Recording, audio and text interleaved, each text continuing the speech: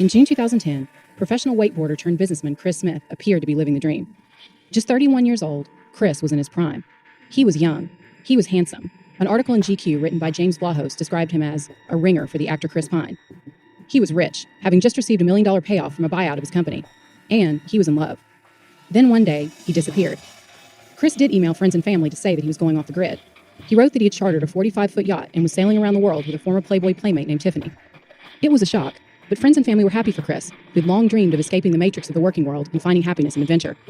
It would take more than a year and the discovery of decomposing tissue under the carpet in an office he used to share before they finally figured out the truth. Chris Smith wasn't sailing to South America or surfing the Great Barrier Reef. Chris Smith was dead. I'm Katherine Townsend, and this is Red Collar.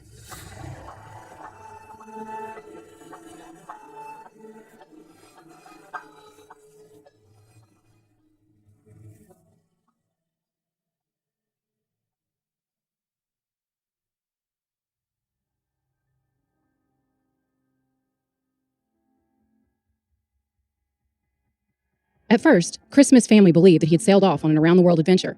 But when he hadn't come back several months after receiving his goodbye emails, his family was growing increasingly confused and frightened. According to the GQ article, Chris had talked for years about his fantasies of living off the grid and not becoming what he called the moo. Basically, Chris thought that, like cows, people tended to follow the herd, stumbling through life. His philosophy seemed to be a mix of Henry David Thoreau and the Beach Boys. He thought that most people lived lives of quiet desperation, working for the man.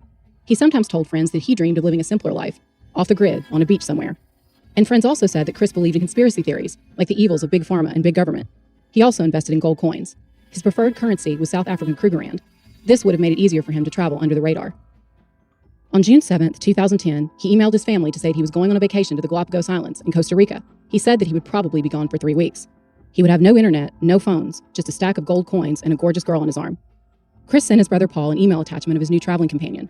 But, according to a 2020 episode titled Cutthroat Incorporated, while some of Chris's early correspondences sounded like him, the messages started to get weird. The first emails were filled with tales of travel and adventure, but later emails started to take a darker turn. Chris wrote, quote, "This past year and a half was such a nightmare for me, and I even contemplated doing unspeakable things because I was so stressed, angry, scared, and confused," end quote. Chris's family says that he started sending messages that were completely out of character and did not seem to fit his happy-go-lucky personality. Another potential red flag was the fact that Chris broke up with his longtime girlfriend, a professional ballet dancer named Erica, via email on June 7th. She was devastated, and Chris's family said that they were surprised because he had talked about proposing to Erica. But they chalked it up to stress, at least at first. According to 2020, he wrote in one email, quote, "All this traveling and living on a sustenance has me contemplating the meaning of life. I'm actually journaling now," end quote. In August, Chris's parents got an email stating that he planned to be away for another several weeks. At some point, he said that he had broken up with Tiffany and would continue to explore the world solo. In one message, according to documents that Chris's parents filed in a later lawsuit, Chris told his father, Steve Smith, that he was thinking of doing, quote, "the unspeakable," end quote. Chris's parents were alarmed at the contradictory messages. One day he would be talking about drugs and depression, and the next he would email his brother to suggest that he come to Costa Rica to hang out. Also, Chris's arrival date back in the U.S. kept shifting. According to a complaint filed by Chris's parents, Chris emailed to say that he was, quote, "heading to Morocco via Cyprus," that he was jumping on a yacht with a guy he just met who was sailing to Egypt, and then he was going off to the Serengeti in the Congo where he was going to try and find some diamonds, end quote. Chris's family say that by now, Chris was mentioning destinations that in their experience with Chris would not appeal to their surf-crazy son. Chris's lawyer, Ernesto Aldover, got a message saying that Chris was planning on staying out of the United States permanently. It read, according to the complaint, quote, "I've withdrawn all my funds and will not be on record with the U.S. anymore," end quote. In December 2010, Paul received the last email from his brother. This time, Chris was telling him that he was going to Rwanda and then returning to the Congo. Then, the emails abruptly stopped. After they stopped getting any correspondence from him, Chris's family didn't know what to think. Had something bad happened to him in Africa? In March 2011, Chris's family reported him missing to the U.S. State Department. Chris Smith appeared to have vanished without a trace. And the State Department soon called Chris's family with even more disturbing news. Chris's passport records showed that he had never left the country at all. The State Department told Chris's parents that they should report the disappearance to local law enforcement. So, Steve Smith called the Laguna Beach Police Department to report his son missing. Desperate to find answers, his family reached out to one of the last people who they knew had spoken to Chris, his former business partner, Ed Shin.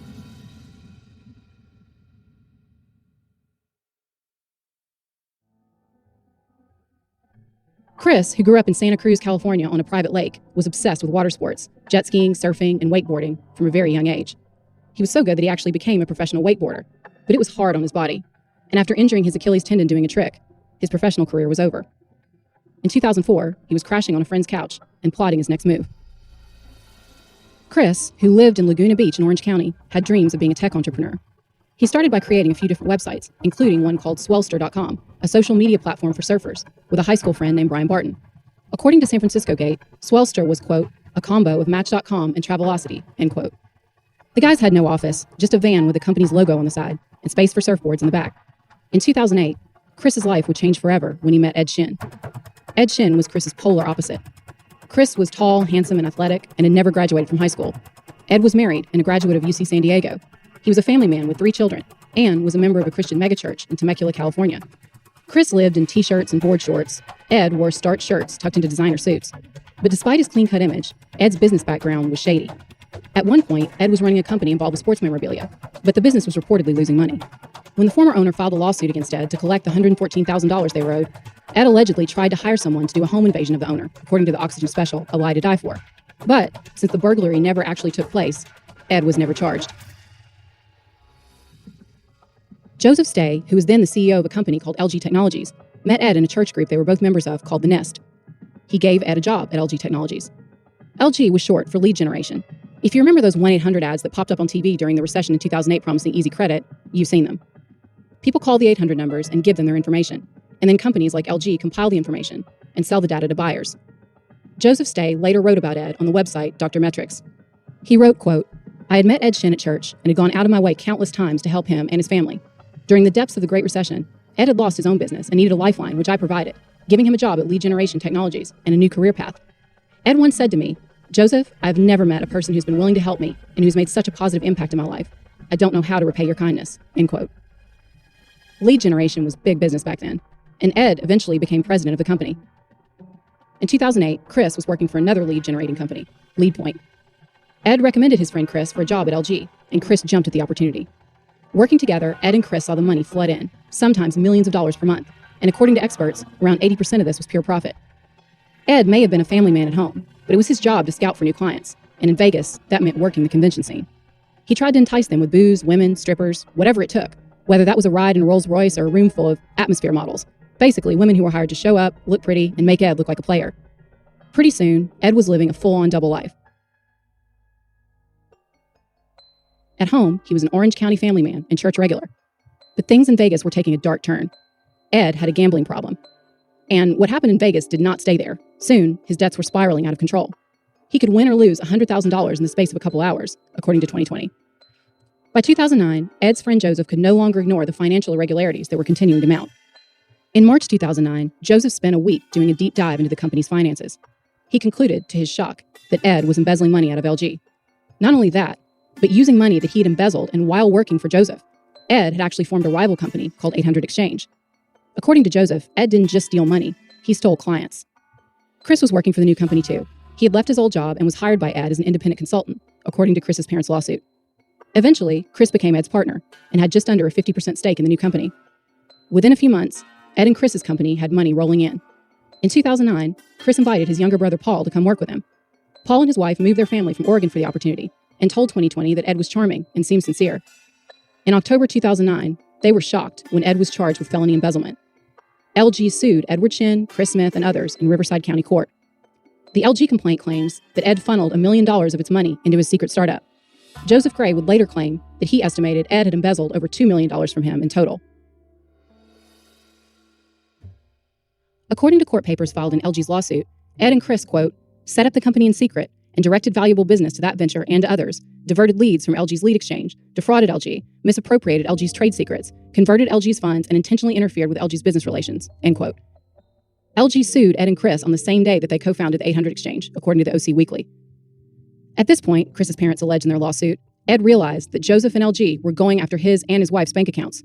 And that's when they say he decided, quote, to wrongfully protect and advance the interests of Shin at the expense of Shin's business partner, Chris, end quote. In May 2010, Ed pleaded guilty. To avoid going to prison, he agreed to pay LG restitution of around $800,000. In return, LG dropped the charges against Ed and Chris. According to Chris's family, he was shocked by the charges against Ed. He had had no idea that Ed had embezzled money. And authorities say there is no evidence that Chris knew about Ed's financial fraud against LG. Ed had to come up with $800,000, or he was going to prison. But there was one big problem. He needed Chris's signature.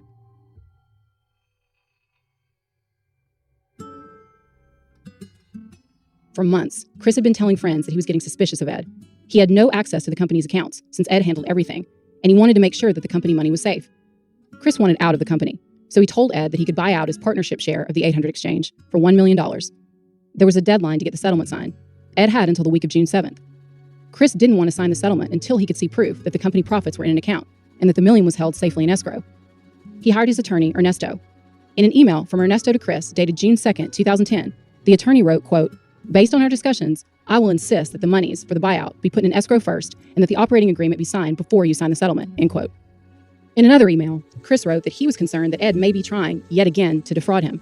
He wrote, quote, "We need to make sure he doesn't have room for fraud. He is itching to do it again.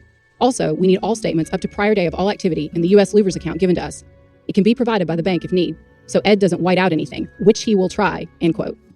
So again, according to the complaint, Ed had a habit of altering documents.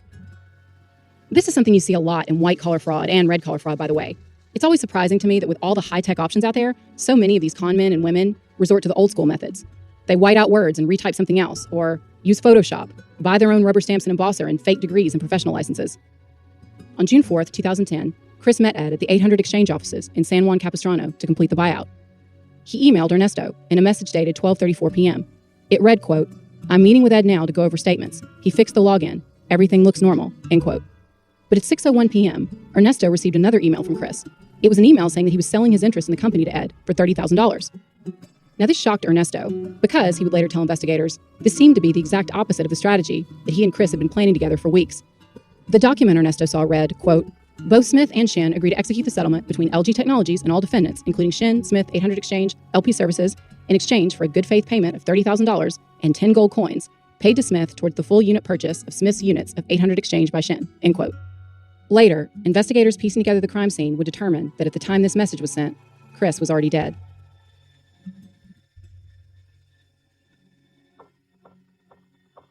After Chris disappeared, his brother Paul started getting suspicious.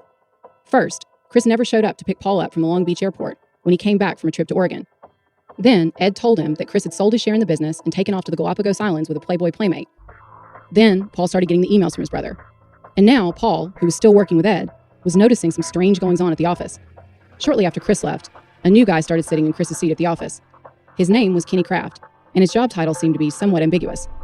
Kenny admitted that he was hired as Ed's assistant, but said he spent most of his time playing on the computer until Ed wanted to be driven somewhere. Meanwhile, Chris's parents were getting more and more desperate for answers.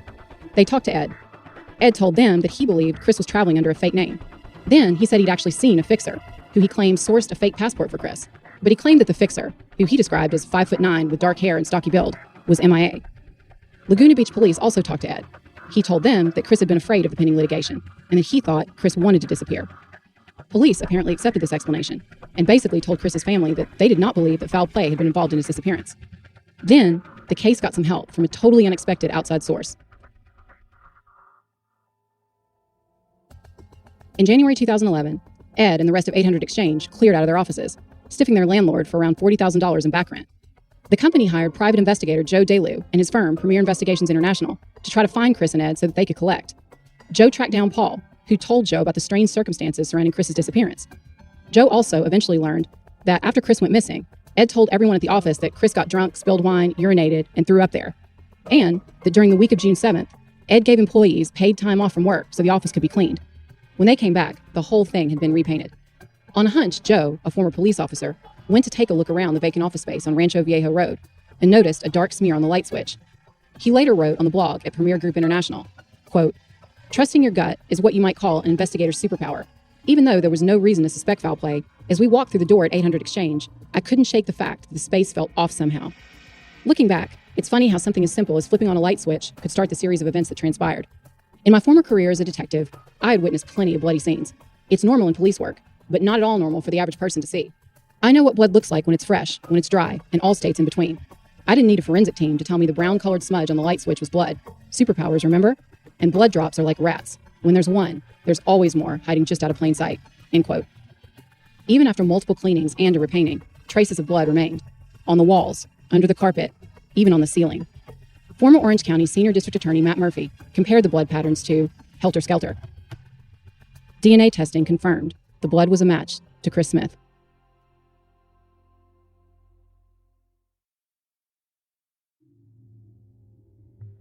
After learning about the blood evidence, the Orange County Sheriff's Office was taking a new look at the Chris Smith case.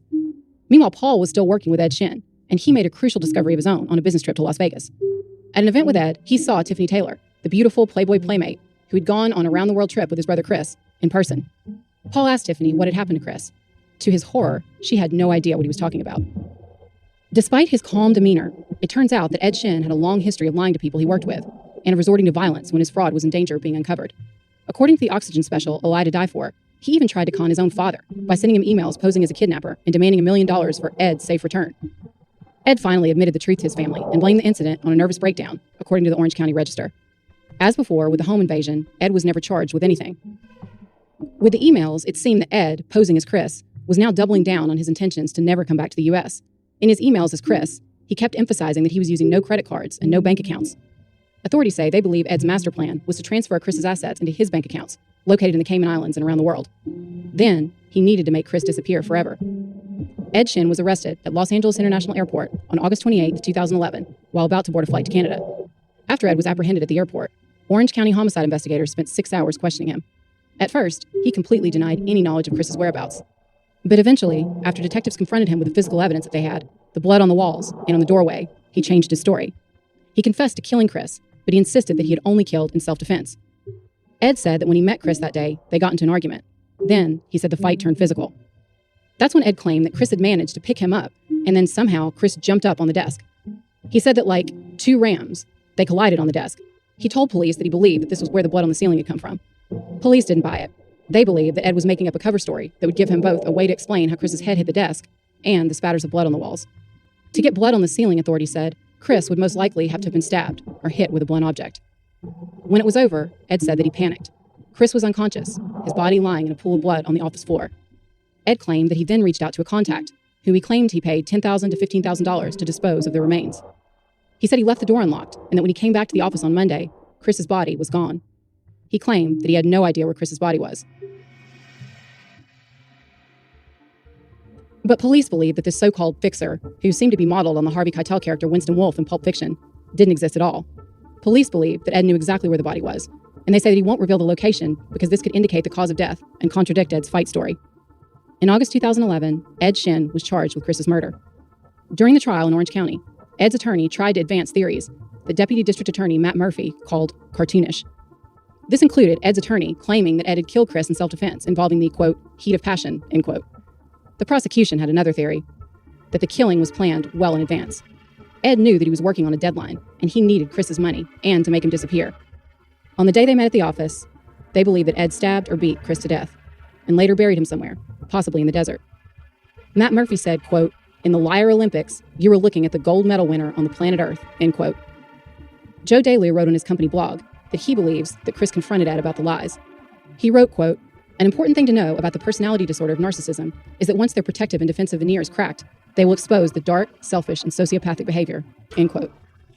For red-collar criminals, this is the classic pattern. When they're in a corner and the pressure builds to unbearable levels, they can and will strike out at those closest to them. Ed admitted that he had posed as his dead friend and sent the emails to Chris's family for at least 6 months. He said that sending the emails after Chris's death was the worst thing that he's ever done. According to the Orange County Register, Ed said, quote, it was a terrible thing to do, to try to convince a family that their dead son is still alive, still traveling, end quote. But to this day, he denies murdering Chris. There was someone else who helped put a nail into Ed's coffin at his trial, his former assistant, Kenny Kraft. Kenny was arrested and charged as an accessory in Chris's murder. He pleaded not guilty, according to an Orange County news release. In an interview with 2020, Kenny said he had no idea what happened to Chris. He said, quote, I had a vague understanding of what had happened. After speaking with Paul, he said it seems perfectly normal that his brother uprooted and took everything with him and went on some crazy adventure surfing, end quote. Eventually, charges against Kenny were dropped after he agreed to give the police information and to testify for the prosecution. According to court records, Kenny testified that he helped get rid of Chris's clothes and Chris's white 2009 Range Rover, while Ed started spinning the story about his friend's around-the-world surfing adventure. The car was eventually found in San Jose, California in 2011. In December 2018, Ed was convicted of first-degree murder with special circumstances. He received a life sentence with no possibility of parole. At sentencing, Ed cried as he told the court that he knew he had committed, quote, despicable acts against the Smith family, end quote. According to footage in A Lie to Die For, he said that his soul was broken. The story made international news, and it's been covered everywhere, from 2020 and Dateline to People magazine. Chris's friends, family, and the investigators who became obsessed with the case after getting sucked in claim that there's still a lot of unanswered questions. And potentially, they believe, more victims out there. Joe Daly wrote, quote, "There were too many coincidences to not notice workings in the spiritual realm that guided my actions to help bring this case to a close. Through twists of fate or divine intervention, I happen to believe in the latter. Our lives have become forever entangled. My goal is to serve Chris's memory in the recounting of steps taken to bring justice to the Smith family," end quote. One of the victims, who spoke to KABC using the pseudonym Brian, told the news channel that Ed Shin stole up to $500,000 from him after they became partners in a mortgage business called Residential Finance America. He said this was back in 2003, and Brian had never seen 1 cent of his money. He said that he never pursued justice because it takes money to go after money. Brian said at the time he didn't have any. Ed Shin had left him high and dry. He told the channel that he came to court looking for closure. Brian told KABC, quote, "He doesn't care about anybody but himself. He lived off of our money until we found out, and when I confronted him, he basically just disappeared on us," end quote. He also said something else. Someone's lost far greater than what we lost. In the end, Brian seemed to realize that he was lucky that when he confronted Ed Shin, he only lost money. He kept his life. There's also the question of whatever happened to Chris Smith's body. To this day, it has never been found. There are some theories. Police found traces of blood in Chris's Range Rover and discovered that Ed had rented a truck shortly after Chris's death. They also figured out that on June 7th, Ed's cell phone pinged towers in Boulevard, California, a town near San Diego in the Mexican border. Police believe that Chris is probably buried somewhere out there in the desert, but the one person who knows isn't talking. Which brings me to my last call to action. As someone who's been working in true crime for a long time, both as an investigative journalist and a private investigator, I always give friends and family who are involved in volatile relationships this advice: don't ever go back for your stuff. I've seen time and time again people who went back to pack a suitcase or grab some clothes end up in a very vulnerable position. They're alone in an environment with an angry, cornered person who thinks they have nothing to lose. So many murders happen in these circumstances. And for red collar cases, I believe that the same logic applies. Chris may have had false confidence that many red collar victims share. He was young and strong and could probably beat Ed Shin in a fair fight. He knew that his former partner was into some shady financial dealings, but he did not equate these with violence. This proved to be a fatal mistake. If you or someone close to you is having a dispute with someone in a desperate financial situation, don't meet them alone in the office. Never go back to close the deal.